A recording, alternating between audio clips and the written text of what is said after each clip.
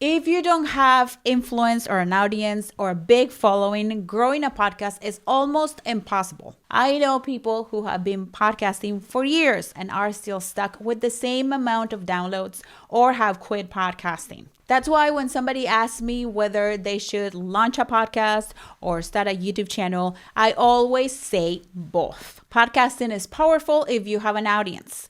The way that you grow your audience is by people finding your podcast. Spotify and Apple Podcasts don't care about independent podcasters and provide no way to put independently produced podcasts in front of audiences. That's why the combination of YouTube and podcasting is so powerful.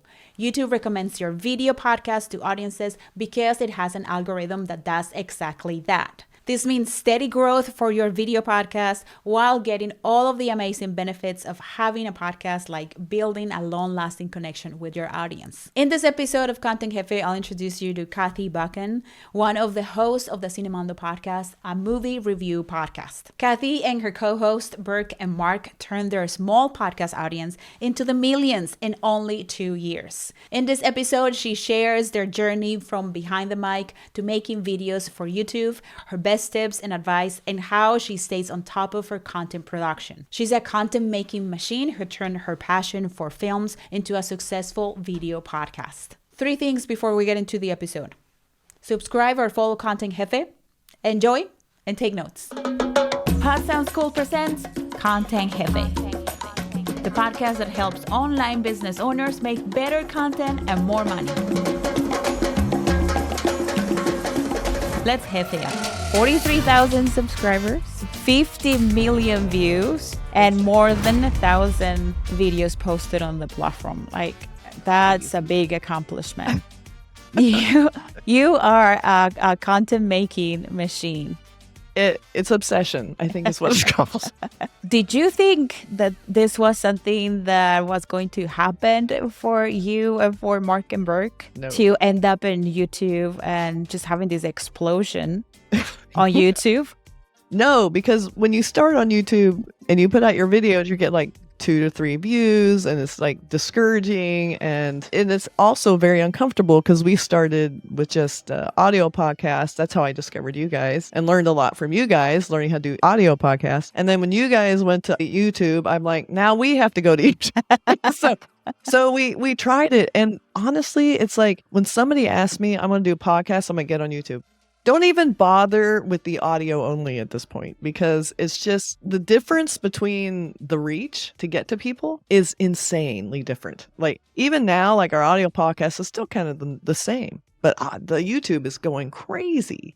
And it really does have to do, and this is also advice I got from you guys, is like pick something you love, but also do content your viewers want. Not necessarily always what you want, but what your viewers want. So that's what led us to, actually, I think what really helped build the channel was we were getting a lot of requests for movies. They were like foreign films, mostly Indian films, and I'd never seen Indian films really. So we finally said, let's just do an Indian film. And, we're getting a lot of requests. And we weren't getting a lot of requests, period, because we had like 100 subscribers at the most. It was like nothing. Once we started doing that, it just exploded because the avenue for Indian films is a lot smaller, especially in America. So we didn't have as much competition. We still release our domestic kind of videos too, like, Hollywood movies or whatever. But there's so much competition for those that I feel like they just can't compete. But we do it because we love all movies and we want to keep doing them all. But finding the audience, finding that the Indian audience, and they're so passionate and they're so supportive. It's been a revelation to not only see those movies, but to actually interact with that community. And that's sort of what I love too, is just the film community, and they're so like into it, and I love that. I love it. Did you get into podcasting? Did you get into launching Cinemando because of your passion for film? Was it a passion project, or did you start with the idea of building a business from it? It was never a business. We just wanted to do something that we loved, and between Mark and Burke and I, we all kind of worked in the industry. We've been friends forever. It's like I do movie posters for a living. It's like my whole life is built around movies. Like I moved to LA. I got into movie posters. I watch movies all the time. It's like that's just what I do. So to me, it was a natural fit. Like just what else am I going to talk about? So, and they were the same. Like, Burke does motion, graphics for television shows. Mark has made a short film and he's writing scripts. And so we're all into it. So that was mainly, we all had kind of the same temperament, like the same kind of movies. The point we diverged a little bit was with Indian films, there was more interest on my side because I'm obsessed anyway. But also there was a time availability difference. So you have to weigh, also when you have co-hosts, you have to weigh the schedules, the commitment, and who has the time and energy to do it all, because that is one thing I cannot emphasize enough. It's a lot of work. It's a lot. And the difference between audio and YouTube is you have to do so much more for YouTube. Thumbnails, the editing, the video editing, having video content that's interesting. No, that's just a whole different animal. So that's where that kind of happens. So we have a team. And so Mark kind of handles social media most of the time. And Burke does a lot of the motion graphics and all the intros and the music. And I do everything else. That's awesome. I feel like you're the one running the show. I'm pretty much running it right now. Yeah. I'm in every video. And they just have to follow instructions. I know. They always go, I'm going to do this. I'm like, no, you're not. That's not appropriate for our channel. I decide. I mean, my channel, your channel, our channel. I know. My But channel. yeah. Oh, excuse me. Exactly. But I do tend to have, I think, more availability. Mark has a family. Burke has a lot of work he has to do, like on the weekends a lot of times. And not that I don't have a lot of work, but again, I'm obsessed. So what can I say? I mean, there's a level of obsession, I think, that I have. I just love don't that. get enough of it. I know. I feel like you need to have that obsession, because You do. otherwise, you go through so many ups and downs. Yeah. That is that obsession that keeps you going. I mean, there's just so much to unpack about what you just said. How did you keep it going? And because you guys been going for a while, and you Yeah. guys still like each other. I know. And you learn how to divide the roles and how to like work as a team. Yeah. That's a challenge, and that's one of the reasons that some people like start on a Yeah. project and they started with friends, and then the project, it doesn't survive and their relationships Yeah. don't survive either. But you have managed Right. to do both. How do you guys do that? That is a challenge. And I know a lot of people, like you were just talking about, I know a lot of friends who like, I'm going to do a podcast. They do it and then it's just gone. Like, and then they aren't speaking to each other, or there's just like a lack of, I'll just say obsession again. You really do. You have to have that energy, and it has to be maintained like on a regular basis. You can't just dip in and dip out and expect any kind of growth. If you just want to do it for fun, hobby, and not care about anything, that's good too. That's fine. I wanted to just be able to pay for editing programs, just enough to get me by. I'm not really making any money, but I want to pay for the things, my functioning costs, basically. Yeah. But I think the main thing is being clear on what people are going to actually do, and then depending on them. And if you can't depend on them, you have to either talk to them about it, like just directly saying, if you can't handle it, let me know. And, we'll try and figure something out. And a lot of it is you have to carve out your own responsibilities, but then sometimes you do have to take on others' responsibilities, because it's not like a job where everybody's getting paid and have to be there every day. It's like everybody's doing it in their free time for no money, basically. So I can't blame anyone for like kind of going, well, I'd really just have the weekend off and not have to worry about doing anything. Well, okay, that's fine. But I think it's mostly just being really clear. And most of it is like, I just resign myself to basically, because I know that I'm the one who, is obsessed and has a lot of the background and the skills to do a lot that has to be done on, sort of the background stuff, that I'm just going to take it on. It's just going to be my project, and I hope I get help on it. So you just have to kind of not resent people for lack of time or effort, because I know that they're genuine and they care. It's just really is just how much time can you devote? And so I have the time, I make the time, that's where I spend all my weekends. So that's what I do. That's when you realize that you have a team, because it's when one can do something, then the other one and then step in and does it.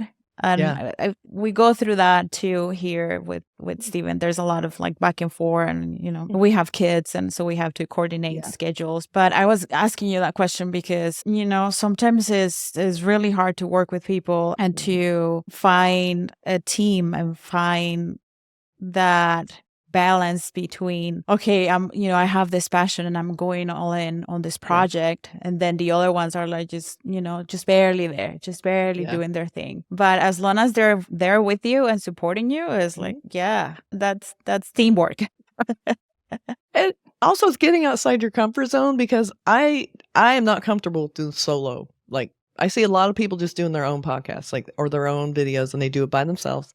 I don't like that. I'm not comfortable with it. I like having someone to bounce ideas off of. But I force myself by sheer virtue of, if I'm going to get this done, I need to just do it. I need to do it because it's not going to get done. People don't have time. Their weekends are full. I'm the one that has the time. So I've started trying to do more and more solo because I want to have the content. Because according to YouTube, it's just like, I'm like a video game brain. Like, I see the numbers and I'm driven by, I got to get the right score and I got to get. So I understand that construct of how to succeed with numbers. So I see YouTube going, oh, you didn't do as many videos this week as last week, which I feel is very naggy. And you'll see next week, YouTube. Like, So I finally just resigned myself to, we pretty much have to have a video out every day. There has to be a video. So then I kind of gave myself a little bit of a break saying, maybe I'll just leave one day a week off, like a Sunday or something. It's just a weekend day, but I'm still working. I'm just keeping the content to go through the rest of the week. But it's sort of a juggling act because you do see, and because YouTube phrases it this way, and I think there's a way to turn this off, but it'll say, oh, your views were down this week, or this one didn't get as many as, last week. Or so you feel that, now I got to do more, Okay. So it's, you don't even need people. You just need YouTube telling you how bad you're doing. Yeah. You want to do better. So that's a lot of it too. And the other thing that's kind of interesting, and I'm starting a new thing that came up recently. We're starting to collab with other YouTube people, which I hadn't done before. People that mostly were doing solo, but some had partners too. And it was kind of the same situation of, their teammates didn't have as much time as they did. So what do? Well, you find other people that are that mentally ill, like me, who want to do it all the time. So we're doing that. But what they were saying is our content, movie content's different from any other kind of content. We are victim to, and we have to exploit the release of a film. It has to be fast. It has to be right on time. It has to be the right movie. Sometimes you do, like, you get on it, you get that first day that trailer comes out, you do the trailer reaction and you're like, yay. And then the movie kind of isn't that good. And so your video kind of crashes too. It's not even about your content. So we are almost victim to the movie itself that we're reviewing. So everything we do, all of our content is based on the actual content and not what we're doing in a weird way. But you have to try and find ways to make that entertaining anyway. So, I mean, I have learned so much. Like, when people say, I want to do YouTube, I'm like, good luck. You do not realize how much there is to go on. And so it just builds. Like, first it was a lot, and then it was a little more and a little more. Now I feel like it's just my life. Yeah. Yeah. It becomes your life for sure. So what is your strategy when it comes to making the content? Like you mentioned, there's a movie trailer and you just have to jump on that. And but what's your process when you're planning your content? A lot of it is pure emotion, and it's not strategy or business. It's like movie fandom, what I do, movie critique, movie discussions, things like that. It's all about fans and people who want to watch videos people talking about movies. It isn't even just about watching movies, it's about people talking about movies. And the one thing I haven't quite gotten to either is there's people that actually want to watch you watching a movie. It's weird. It's like, so I'm learning lots of new content. It's not even just movies anymore. So I'm learning from my community, and I'm learning to find new things to love. And that's what I like. It's like, I'm a fan. That's awesome. And I think that's the difference between podcasting and YouTube, is that you have that one-on-one interaction with your community. There's no way to do that in podcasting. There's no way to know. It feels like you're creating a vacuum that you don't know if people are receptive to it. The only thing that you have at your disposal is your analytics. And those don't tell you much because it's so hard to a podcast to be discovered on a platform.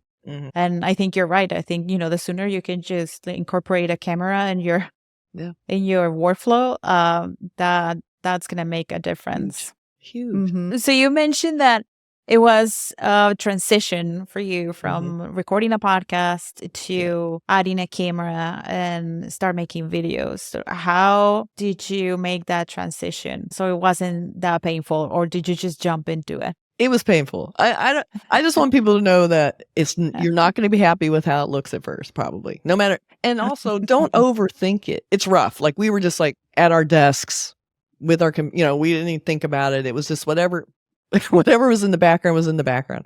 So as you start doing them, I started watching like your videos. I started watching other, like what a YouTube streamer looks like what their backgrounds. So I started learning about what the backgrounds look like. And so I started kind of changing it a little bit. I started adding things. Like I got these incredible lights, like you can see this blue light, just to give it a little bit more person. I don't want it to look like a Zoom meeting. And also the pandemic kind of also imprinted that on us. Like I don't want it to feel like a Zoom meeting. So I kind of spent some money on lighting, got a good camera. I kind of moved into this new studio space. It's mostly just the edge of my desk with my wall behind me, but it just looks a little less like the back of my room with a door in it. I just want to make it a little bit more pulled together. And I tried some backdrops. You guys talked about, you had a whole video about how to set backdrops, which that was great for a while too. But then I was like, I want to look a little more homey. Like it's constantly evolving, and you don't have to worry about committing to something and thinking, oh, it doesn't look good, I quit. It's like, no, just change it. Change it all the time. Like just keep doing new stuff. I mean, from the beginning when I see before we had lighting, before we had good equipment, just know it won't be good at first. And that's okay. It's okay not to be good. And you just keep learning. I mean, what I know now, from what I knew then, I almost don't know if I would do it. It seems so huge. So you just have to go little step by little step and not get too overwhelmed, because it can be very overwhelming. It can be. But just get in front of the camera, do your thing. Don't worry about it. Just get it out there. And the more you do it, the more comfortable you get with it. And then you start seeing and changing things and you evolve. That's what it's all about. Yeah, definitely. Like, I don't like to watch my videos that I posted like 3 years ago. I'm like, oh my gosh. But then you watch them and you're like, well, I've gotten a little bit better. Right? There's progress. That's the good news. No, it's so funny. And, there's a lot that goes on too that I think people underappreciate. And I see people making all the same mistakes. And I'm just going to say again, you guys, I took your podcasting YouTube streaming class. It was really good. And I learned a lot about optimizing and using tools like TubeBuddy. And I'm not doing an ad. I don't get paid. I'm not a sponsor. So, but that thing has saved my life because I don't know anything about this stuff. So being able to have some tools that help you, figure out what keywords are essential, figuring out how to do tag lists, which saves you a ton of time. Like there's just all these time saving, because everything I do is about time saving now because I'm doing so much of it. So it's all about automating as much as I can, trying to get ahead of things, batch recording. Like it sounds like a lot of work because it is. So you just have to know that it all isn't all going to be fun and games. It's going to be a lot of work on the back end. Like this is the fun part. I'm doing videos and I'm doing a podcast. Then what? Oh yeah, I got to upload it. I got to I got to edit it and then I got to upload it. Got to make sure I have intros. So it's a lot of work, but it's so fun and gratifying to see something that's yours, that you have control over, that everything you do is something that you want it to be. And I think that's what makes the work less work. It's what you want. You get to see the body of work that you have built, and it's in your case is very impressive. And something that I joke with Steven is like, we're just gonna have to take some classes from Kathy so she can teach us how to work on our thumbnails. I doubt it. Because your thumbnails are cinematic. They look like they're made for a movie. And part of it is because of your background. Yes. Big part. Because that's what you do for a living. How is that process of designing your thumbnails for your videos? So my process is basically my day job. So I design movie posters. So I've been doing that for years. I've been in a business a long time. So Photoshop is my right arm. I've learned and know Photoshop since the beginning. It started just about.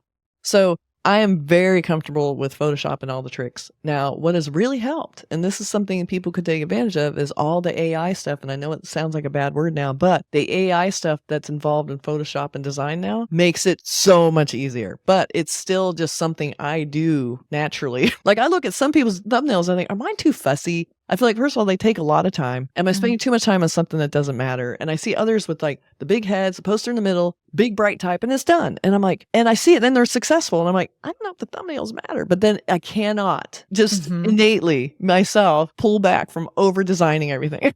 So I just think that movie poster. I think that has been part of your brand since the beginning. It is. If it's one of your talents, if it's something that you're good at, then why would you because it Or would takes a you lot use of time. Canva, right?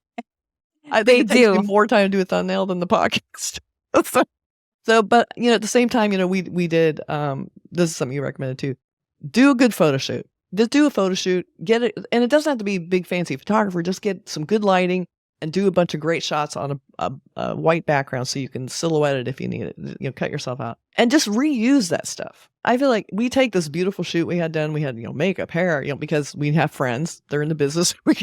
We had advantages, but it's still worth it in a photographer friend. And we use this great shoot. We've been using it for years. We find different shots and I kind of mix them up. But they save me time, but they also just look a little more pro. And I feel like I want to look a little different from everybody else, even though, again, I don't know if it makes a difference, but just as a movie poster designer, I'm like, I can make myself my own movie poster. So I kind of like that idea of just doing a movie poster, but it's helped when you have AI. So I basically get like the thumbnail format. I find the shots I want to use of whoever's in the video. And then I get probably a movie poster or a shot from the movie that I just find online. And I put that in the thumbnail. And so basically I've got what everyone kind of basically starts with: 2 heads or 2 or 3 heads or 1 and a movie poster. Well, now I would build out the background. I'd think of a theme. Maybe I would do something like, instead of having the 4-color poster, I would make it all red just to look different and stand out from everybody else. And I think about that stuff like, how can I make it different? And conceptually, can I do something special with it? Like, can it be a little hint of like, maybe we're looking at the people in the poster, or we can be part of the, poster. And then now what has really helped, I used to have to build it all out. It took a lot longer. You can actually just use the AI, Photoshop AI, generative fill, and you can take that poster and it builds the poster out to be the size of a thumbnail. And then we're just in front of it and it looks so slick. So nice. That's been a huge time saver. So, basically, That's my awesome. main thing is making myself part of the movie. That's kind of our gimmick, I guess. So you mentioned that at the beginning, we all go through that. We start posting videos on YouTube, and it helps if you use TubeBuddy and all of those SEO tools that can help you build your channel and get more traction on YouTube. What was the video that you realize, okay, I'm up to something here? Because we all have that video. It's just like, the 100 subscribers to your channel, Yes. and then we get the 10 views, the 12 views, and all of a sudden we hit that video. What was that video for you guys? KGF2. It's an Indian film, Kannada film, starring actor named Yash. And we'd watched it's an action film. We were brand new. We were pretty new to indie films, didn't know much about it. And so everyone was saying, KGF2, you got to do it. You got to watch KGF1. You need to do it. So KGF2 is about to come out.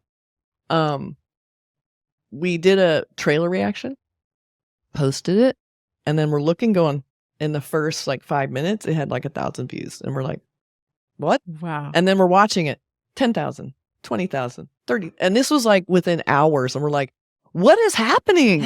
What? It was surreal to see it hit almost 100,000 views in a day, which we had never seen. And not really seen since, except for maybe, big movie like RRR. Fortunately, it's kind of funny. We started doing YouTube when KGF and RRR, which are RRR, it's so hard to say, Triple R, was the movie that was at the Oscars that won the best song. It's the big crossover Indian movie that was huge. It's special. Everyone needs to see it. But these 2 films were massive, and they were coming out around the same time that we started doing our YouTube channel. So I feel like we got a big boost because we had these 2 movies that everybody wanted to hear about. And so we had this massive influx of subscribers all at once who wanted to see our thoughts as much as they were. And I feel now we know so much more about Indian films that I feel like we look like such amateurs, but that's kind of the charm, right? But they help build the channel. There's 3 movies technically build the channel: RRR, KGF2, and Bahubali. And Bahubali is technically 2 films, is 1 and 2. Those films basically brought us this community that we love. They're amazing. They give us lots of support. They also give us lots of helpful advice on what we did wrong and what we could do better. But they're always cool about it. So that's been the great discovery, is that not only is it gratifying to actually get views, which, is great, and you feel like you're being appreciated, you get the cool people along with it. And that's been really nice. And it's also about building a community too. Yes. That's what's happening in the case of your channel, is that, Mhm. even like the movies are not evergreen, but the people, the Yeah. subscribers, that they keep coming back because that's the type of channel that you're running. And so I think that's pretty cool. And what has been like the most challenging thing about being on YouTube? I think the challenge is just the amount of content you need to actually produce to get ahead of the game and to stand out.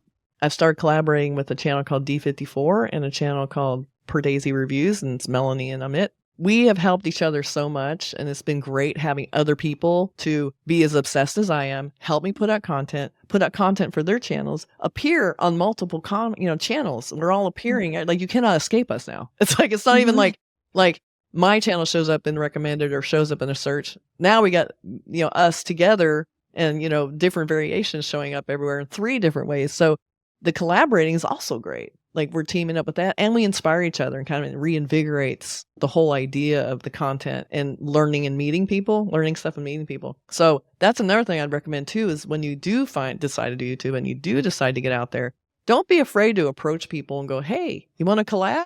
I mean, some people don't respond. I wrote to lots of people. They didn't get back to me, but some people do. And they go, yeah, that'd be great. Because some people are searching just like us for the next thing to review, a new way to do it, new people to talk to, because nobody loves the solo stuff. I mean, so it's great. So, and the people are so cool. I mean, I love Melanie. I feel she's my best friend. I feel like Amit is like this, who is this guy? He's so sweet. I love this guy. So we have these great people I met just talking about movies on YouTube.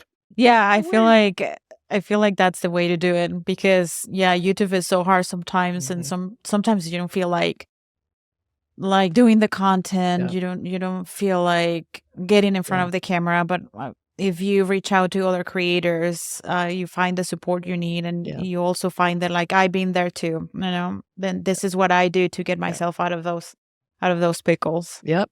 And that's the big thing. And you just following you guys, like being part of your studentship, like learning from you guys, it's sort of in a way the same thing. Like, I see what you guys are doing, and I'll like, oh, I should try that, or I'll watch how you set up a studio, or like, there's always ways you constantly improve it. And don't just think, oh, it's me in my bedroom doing this, and which is fine, but think of something else. Think of a different background. Like, maybe think of doing stuff outside. We started doing some reviews on site at movie theaters. Like, we're just setting up our phone, and we walk around, we do different shots, and we edit it together. Like, think of new ways to just invigorate, not just sitting at your desk or trying to think of new things. Yeah, just change it up a lot. Yeah. Because, you just get bored. Yeah. You get bored and you're like, wait a minute, if I'm getting bored, maybe people are getting bored too. So I need to change it up a little bit. Yeah. I mean, you got to do stuff you love. And if you're excited doing it, I think people know that, you're excited and it's genuine. And I think that's the key, is you not only do you need to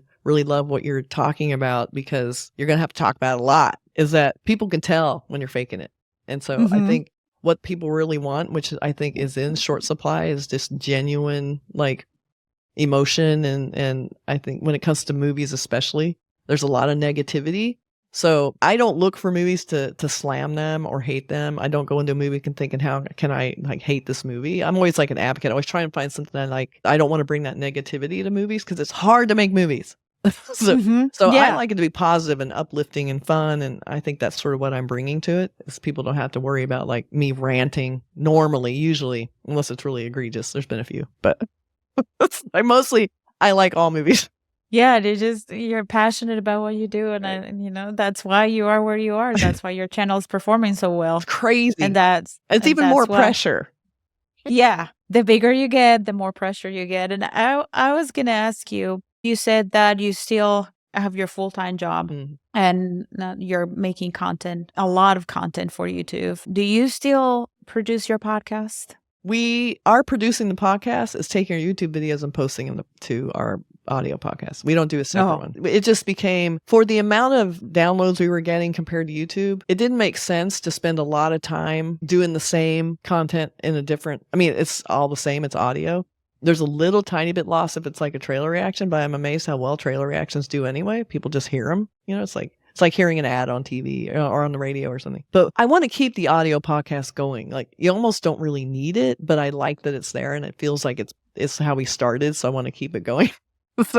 So yeah, we put up our, some people don't watch YouTube. I have my sister-in-law. She goes, I like to just, go running, and I put on your podcast, the audio podcast and listen. So there's people who just want to listen like on the drive or something like that. So we just put that stuff up there. It's like repurposing. You taught me that. Yeah. Repurpose your content. Yeah. Work smarter, not harder. Exactly. I'm still trying to not work as hard, but what about money making opportunities with your content? How is that? I have to work on that. I mean, I can't. I think I'm so overwhelmed by just producing the content, and our content involves, we have to watch the movies. That's hours. We have to review. There's a lot of behind the scenes that's already taking it up. Now I've seen different programs that help you get sponsors, and like Social Blue Book or whatever that's called, and there's been a few podcast kind of advertising companies or whatever, and because YouTube does not pay a lot, it just doesn't. So when people are like, oh, you just want the views to make all this money, I'm like, money? Oh, no. I mean, considering I spend my whole weekend working on it for like $50, so I'm doing this for the love of it, and the money's just like paying for my stuff so I can do it. But I want to do more of that. I want to find sponsors. I want to do that, but I just can't wrap my head around it. That's the one thing I want to do. You got to teach me that, Veronica. Do a class on sponsorships. I need to figure that out. Until you tell me, I can't do it. I want to do that, though. Eventually, I will wrap my head around that. It's the learning process. Well, it's coming. It's coming. It's coming, and it's inevitable. Like, at the rate that your channel is growing, and even if you don't have the time right now, you will have to sit down and put together like the information and all of that, because they're gonna start approaching you. I hope That's so. That's how it works. They will. They will. Bring it on. Yeah. Bring on. I can figure out something. I'll do it. We'll figure it out. Well, this has been lovely. Thank you so fun. much for all of the information. I think you guys are so cool, like from the beginning. I mean, everything about you guys is super cool. And I was just telling Steven, like, it's so rewarding to see their progression, to see how much we have changed over the years. And you see, there's these people that you follow, and you just like get so excited to see them accomplishing all of these things, and just like keep at it. Don't give up. No. Just figure it out. Like you said, just change things, keep learning, and just keep making your content and keep doing your thing, and it will happen. Well, it's like you're seeing your opportunities students will come your way. You taught me this stuff. I mean, you did. And so that's helped. You did help. And you listen. And we're listening. Somebody listens. So I'm going to listen to you about sponsorships. That's my next thing. Yeah. Veronica said. I would love that. She said, I need to do it. I guess I have to do it. I love it. I love that. And I love you guys. I love you and too. Thank you so much. And where can we find you? Cinemondo Podcast on YouTube. Just search it. We also have a website, but that's mostly just the main like hour-long interviews and reviews. If you want to see everything we do, which is a lot, reviews, trailer reactions, scene reactions, anything to do with movies, we pretty much are doing it. Cinemondo Podcast on YouTube. I hope you enjoyed this episode. You can find the link to the Cinemondo YouTube channel and podcast here in the description of this episode. If you haven't already, hit the subscribe or follow button. And if this episode inspired you to start your own video podcast, we'd love to help you. Go to podsoundschool.com for more information about our one-on-one services and coaching programs. Catch you in the next episode.